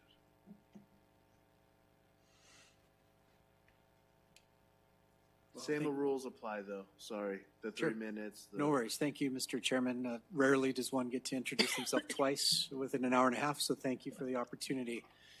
As discussed, we're very grateful for the opportunity to partner with both La Privada and Amber Meadows and are working in Section 10. My name again is Jason Nuttall. I'm representing the Liberty Elementary School District on behalf of our superintendent, Dr. Lori Schuff. We just appreciate the council's commitment to public education, as I mentioned before. Since the original Goodyear zoning approval, as we've just mentioned, since 2005, we've continued to monitor and adjust our master capital plan. We do annual demographic studies each and every year to analyze about student populations, to understand clearly how much acreage it actually takes to build a school site that is worth the actual site in and of itself. And so we, as we've discussed at length tonight, we see houses being built all around us. They're not going to stop for a while. Pretty fast growing area. And so our assessment on our student enrollment based off of those city plans, we know that housing densities are going to continue to increase. And we look forward to continuing to work with La Privada, Amber Meadows, and the city of Goodyear in the next stages of development. So just appreciate the partnership, and thank you, Mr. Williams, for your presentation. Thank you, Jason. And to the superintendent and the school board, thank you guys for coming in front of the commission. That's nice to see you guys supporting that. Anyone else from the public wish to speak? Yes, sir. Just give that to Katie, and then same thing. The green, yellow light, you have 3 minutes, and the time is yours. My name is Bill Lanier, and I thank you, Chairman and Commissioners, for holding this meeting. I'm one of the ranchers, farmers that lives right across from where this planned development is going to occur. And I just wanted to clarify to make sure that the equestrian and conveyance channel is still 165 feet from 181st Avenue where the canal is over. And I was also wondering what the number of houses would increase to with the changing to the R14. And I wanted to make sure that there was no ingress or egress to said parcel from 181st Avenue, since that it is a privately owned road by us landowners. And the block fence that was mentioned with the wrought iron tops, I'd like to know how tall the block wall portion of that fence is. And is that behind the subdivision houses, or will that be along the conveyance equestrian channel next to 181st Avenue? Thank you for your time and consideration. Kristen, did you write down all those questions? I think I remember most of them. So the question was, and the applicant might need to help me with this. So I'll start with the block wall portion. The conveyance channel is so 181st, which is, to his point, a private road. It's not a city road. There's the conveyance channel, so its width would be here. The conveyance channel's open. There's a horse trail in the bottom, and there's a pedestrian trail on the west bank. The wall that is referenced with the wrought iron would be 2 feet of wrought iron minimum on top of a 4-foot block wall, if you will. That's pretty standard. That would be on the far west side of the conveyance channel. So if you think about it from a looking north standpoint, you'd have houses, block wall in the back of their yard, conveyance channel, and then private 181st. I need to pull the cross sections of the conveyance channel unless the applicant knows it off the top of his head. What did you need? I would need to pull up the distance of how wide the conveyance channel is. Oh, to get the full, however many feet it is? Yeah. Okay, does the applicant know that? Chairman, members of the commission, real quick, I believe the channel is 95 feet, and then it's an additional 15 feet beyond that. So it's well over 100 feet. I'm trying to look up the, here it is. Oh, I should have brought my glasses. 95 feet is the channel, then Oh, so sorry. and then there's 15. 15 here, and then Yeah. there's a 25-foot future. Yeah, so that's a right of- total of 100, 110. Yeah, so you're almost about 130 feet 130 feet. with that conveyance channel. Thank you. Are there any other, anyone else wish to address the commission on this agenda item? All right, and no more speakers cards, emails? Perfect. Sir, if you have any other questions, I'd suggest emailing Christian or one of the staff. They'll get on top of it and be able to answer for you. Yeah, and this item, just so you know, once it's rezoned, before houses would go there, it'd come back for preliminary plat. That would obviously come before you. So the one you'd be looking for would be parcel 1 to ensure it didn't connect to 181st, which I know their intent right now is not to connect it to 181st, as that's a private road. But preliminary plats would again come back before you. Perfect. Perfect. No other comments. I will close the public hearing. The only thing, maybe just if you could communicate with the other private owner and maybe we clear that up. I understand what Sarah's saying and there's not a legal implication, but I certainly don't like to just let that hang out there, right? And see if we can't get that cleared up. With that, I'll entertain a motion, please.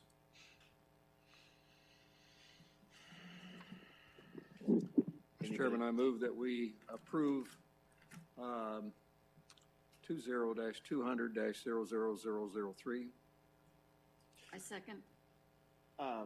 With that, Mr. With Clyburn, all the stipulations. and that minor amendment that Christian, will you include that as well? Yes and yes. Okay. And you're good with that? Yes. Perfect. You got that, Christian? We're fixing your mistakes for you through the motion. I love it. With that, is there any discussion? Seeing none, all those in favor signify by saying aye. Aye. All those Aye. All those opposed, nay. Motion carries. Thank you. Thank you. Thank you, guys. Agenda item number 7. This is a use permit for convenience use. Katie's going to present, and I will open the public hearing.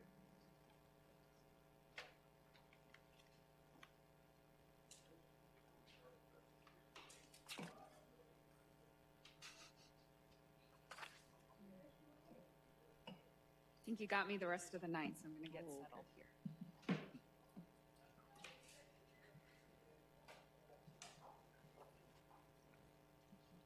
Guns and fast food. Jesus, more fast. That's American. You know, on the 4th of July.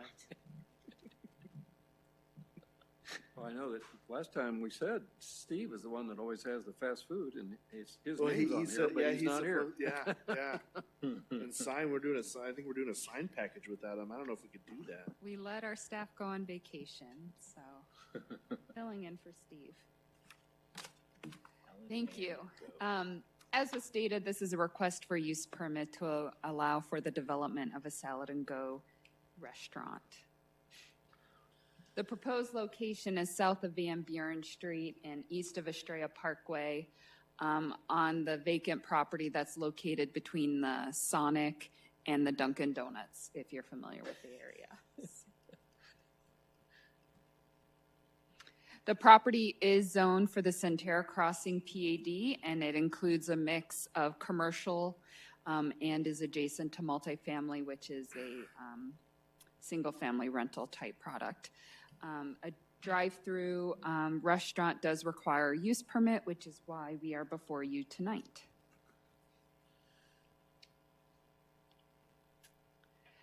This is, the parcel size is just over an acre. The surrounding site improvements, roadways, access ways are already completed for the center. And I'll show you the site plan in just a moment. This restaurant is a little unique than what we've seen here in the past. It's a 758 square foot restaurant. There's no indoor dining. There's also two drive-through windows. One is a traditional drive-through where you order at the menu board and pick up at the pickup window. But then they also have a remote order window. And then finally, they have a pedestrian walk-up where you could walk up and then order and pick up your food. So as you can see, here's Estrella Parkway. On the east side is the multifamily development, and then this is the proposed Salad and Go restaurant. There is an access drive just to the north of the site.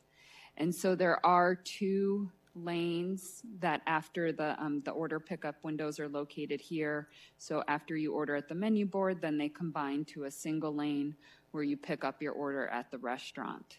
Then on the south side is the remote order only window. And you can see it doesn't have the same queuing, but that's because when you do a remote order, they give you a specific time to come in and pick it up. So there isn't a need for queuing. However, there are 7 parking spaces located here, and the pedestrian window where you can order and pick up is located here. Here are the proposed elevations. The materials and colors do match the center, and then the orange and green are corporate colors for Salad and Go. And just taking a look at the circulation on a little bit of a larger scale, there is already an existing traffic signal at Estrella and Van Buren Street. There is a planned traffic signal at Estrella and Centera Boulevard. So that is planned, but we don't have specific timing on when that will be installed. The Salad and Go will be located here, and there is a median break. So this drive entry does have full access. In looking at the use permit evaluation criteria, we found that there is similar uses surrounding the property. The use will not be materially detrimental to the surrounding uses. The multifamily does act as a buffer between the commercial and the single-family uses to the east in Centera. It is an adequate parcel size. They've stated their hours of operation are 6:30 a.m. to 9 p.m. 7 days a week. However, I do want to point out we don't have any stipulation on the hours of operation. So they can operate 24/7 if they so chose, but that is not their plans. The off-site improvements are already complete, as I stated. They will require separate site plan and design review, although the conceptual site plan and elevations have been presented to you tonight. We went through the public participation, and there have been no objections or concerns received by staff. The proposal does comply with all the evaluation criteria. Again, we haven't received any objections from neighboring properties. Therefore, staff recommends approval of project with the 3 stipulations provided. That concludes my presentation. Thank you, Katie. Any questions for staff?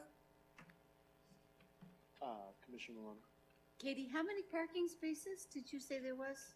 There's 7 on site, which are located right here. Okay, thank you. Does the applicant wish to address the commission?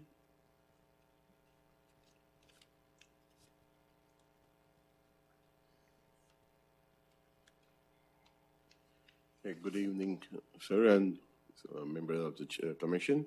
And thank you for this opportunity. I'm Rajesh with RKAE Architects, and we are the architects for this project and the applicant. And I thank you for this opportunity to present this case, and thank you, staff, for working with us. And I'm here for any questions if you have. Any questions for the applicant? Nope. All right. Any questions, Commissioner Barnes? No questions from me. Thank you. Anyone from the public wish to address the commission? Any speakers cards? With that, close the public hearing, entertain a motion. Thank you. We Anybody? haven't heard from you tonight. Go ahead. Do it, Brian. So move. Okay, so I propose we approve agenda item 20-300-00001. Second. It's been moved by Commissioner Ellison, seconded by Commissioner Clymer to approve the special use permit. Is there any discussion? No. Seeing none, all those in favor signify by saying aye. Aye. Aye. Aye. All those opposed, nay. Motion carries. Thank you, sir. Agenda item number 8, this is another use permit for convenience use. Katie is going to continue to present to us, and I will open the public hearing. Thank you, Chairman. This is a proposal for use permit located at the Shops at Pebble Creek Marketplace, which is located south of McDowell Road and west of Pebble Creek Parkway, which is just west of the new Circle K that's located at the corner. So we're talking about this property here that is on McDowell Road. This site is part of the Pebble Creek Marketplace PAD, which is designated as C2 uses. And again, a drive-through restaurant does require use permit, which is why we are before you tonight. This is a 1.9 acre parcel. This is a over 10,000 square foot shops building, so there could be multiple tenants within the building. And on the west end is where the drive-through will be located. And again, I'll show you the site plan in just a moment. There is no specific user identified with the application materials. So you can see the outline of the shops building here. And you can see there will be a traffic signal on McDowell Road and this main drive into the Pebble Creek Marketplace development. And the drive-through lane, and you can see this is the RID canal, so they had to get creative and work around the RID canal. This is why it's shaped this way.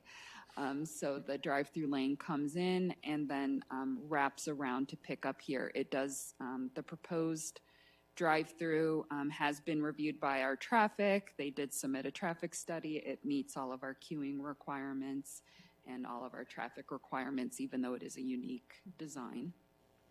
There's also a outdoor seating plaza located right here. And then you can see there is plenty of parking in the area because it is part of the Pebble Creek Marketplace Commercial Center. These are the proposed elevations. Again, there will be separate site plan and elevation review. The colors are similar to the existing Pebble Creek Marketplace development and other buildings being developed at the center.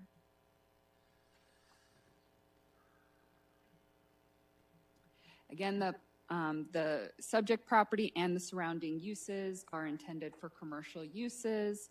It's similar to other uses. There are residential properties, however, they're more than 300 feet away and also across McDowell Road. The parcel is sufficient size. The queuing meets our requirements. And again, there are no restrictions on the hours of operation because we do not know the end user.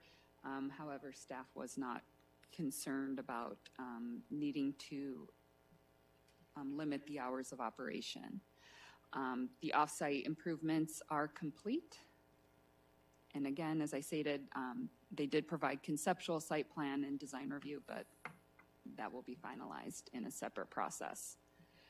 We did go through the required public participation process, and again, we did not receive any concerns or objections to the proposed use from the surrounding property owners. The proposal has been found to comply with all the evaluation criteria. There have been no objections received. Staff recommends approval subject to the 3 recommended stipulations. And that concludes my presentation. Thank you, Katie. Any questions for staff? Does the applicant wish to address the commission? Oh, Commissioner Steiner has a question. Katie, where do they access the drive-through at? Could you go over that again, please?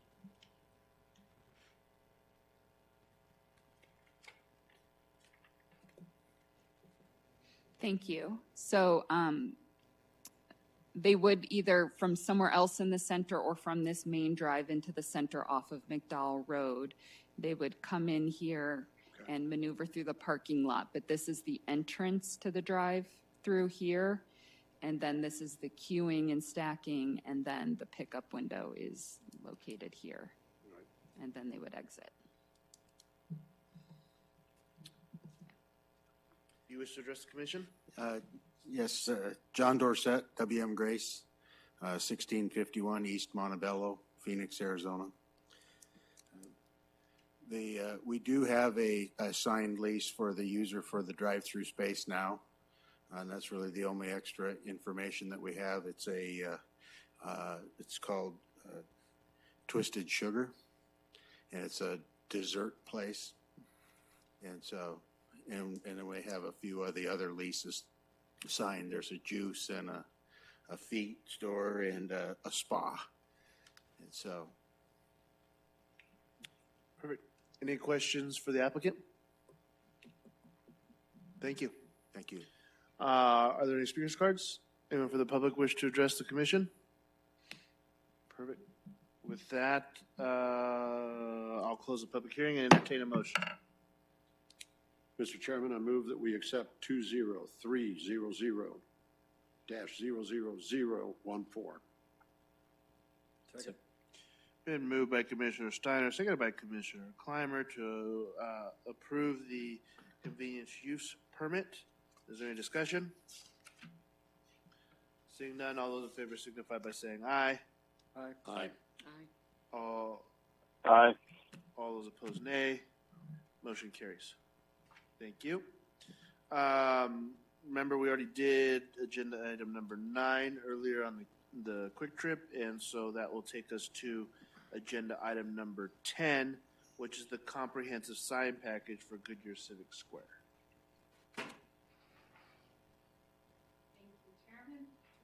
Thank you, Chairman and members of the commission.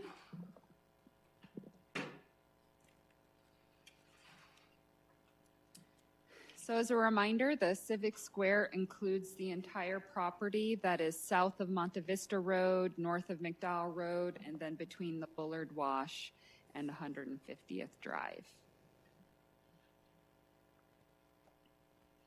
And these are some exhibits from the comprehensive sign package, and I apologize, some of them are a little difficult to read now that they're on the big screen. But this north is not up. You can see here north is this way. This is McDowell Road. Harkins would be located right here. So this is the future City Hall. This is the Civic Square Park, to give you some context. So this includes the different lots. And this specifically shows some of the site visibility triangles on the property. The PAD for Goodyear Civic Square was approved 2 years ago. It includes Parcel A. This is, again, all of this whole area we're talking about is Parcel A, which is 48 acres, which, as you know, includes the Goodyear City Hall, as well as a mix of civic, office, commercial, and high-density residential uses. It is a very unique site to the city of Goodyear and is also a regional commercial site that has a regional draw. A comprehensive sign package is required for all developments to provide coordinated signage, all commercial developments that have 3 or more businesses. However, if they do ask for modifications above and beyond what the zoning ordinance allows, then that requires approval from Planning and Zoning Commission and City Council, which is why we are before you tonight, because they are asking for additional signage than allowed by the zoning ordinance. The proposed comprehensive sign package includes a wide variety of signage, both for vehicular and also on-site. There are modifications requested. The developer has gone through a branding too, which is, they're calling it GSQ, as you can see before you. So that's why the GSQ you'll see over and over again. So the package includes this theming, a color palette, and the design theme. This is just a sample of some of the signs that are in there. There's large monument signs that are also almost art pieces, such as this big Goodyear sign that's going to be in the Civic Park. There's large signage that is meant to be visible from the major streets, such as McDowell and 150th, all the way to more pedestrian scale as you get closer into the development.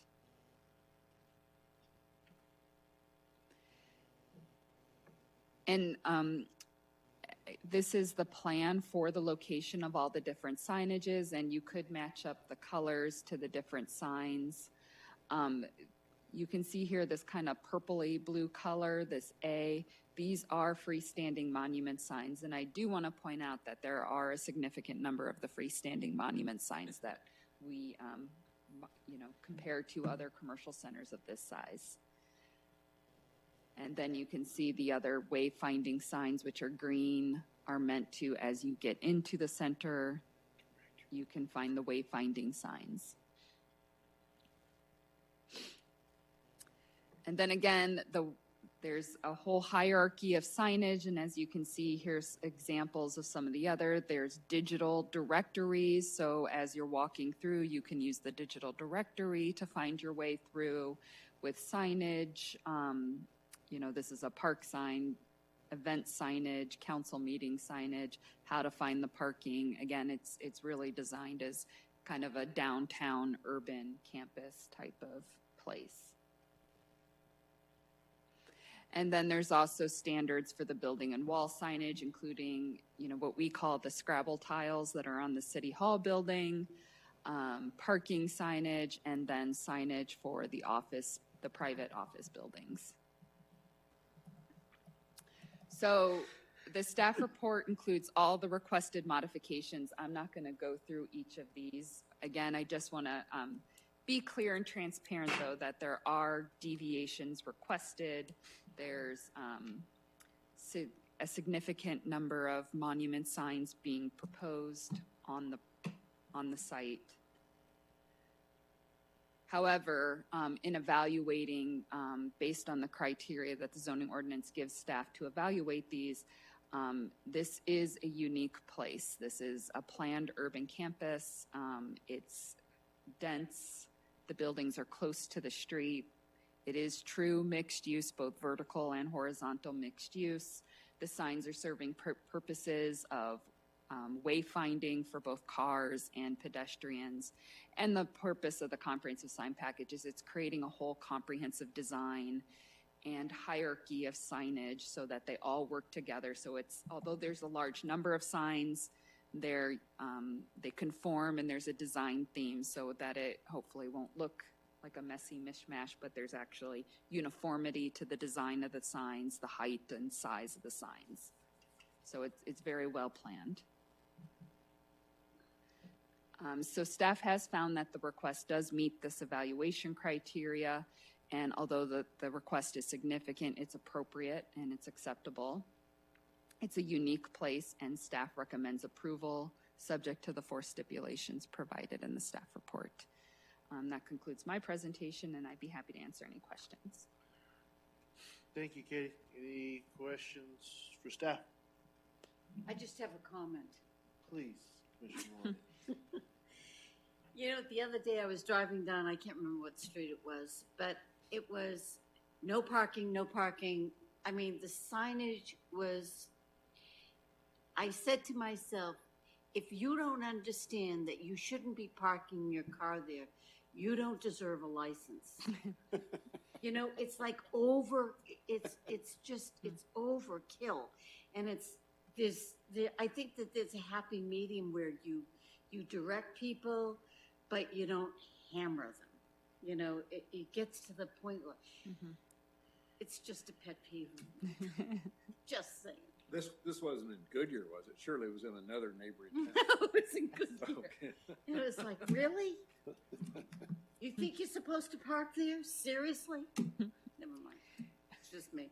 Thank you, Commissioner Maloney. Got that off your Totally chest. appreciate the comment. I do want to be clear that, you know, no parking signage, that is a different, that's not, I know. that's government signage, not. You know, like that's ladies' room, ladies' room, ladies' Yes. room. You know what I mean?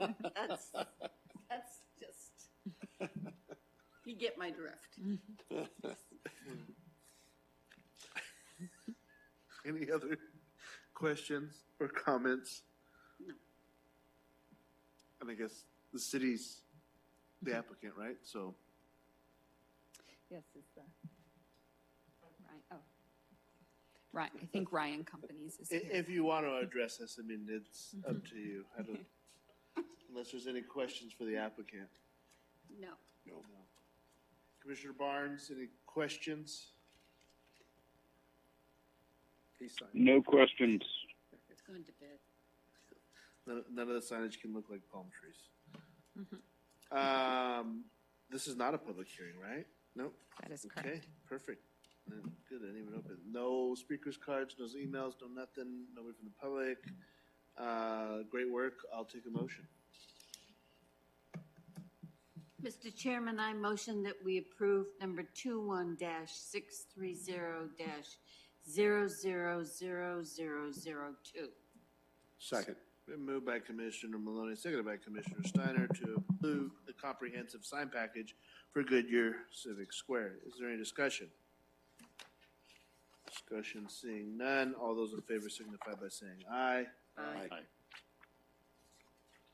Aye. All those opposed, nay. Motion carries. Thank you.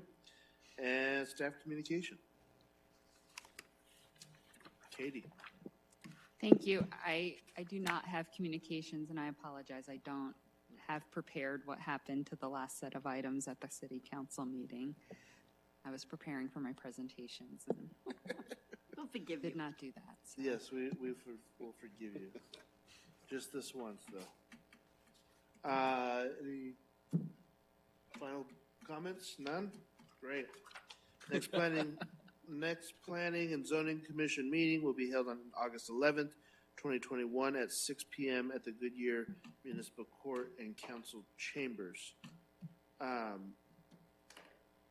Sorry, side note, did we schedule a work session in August? September.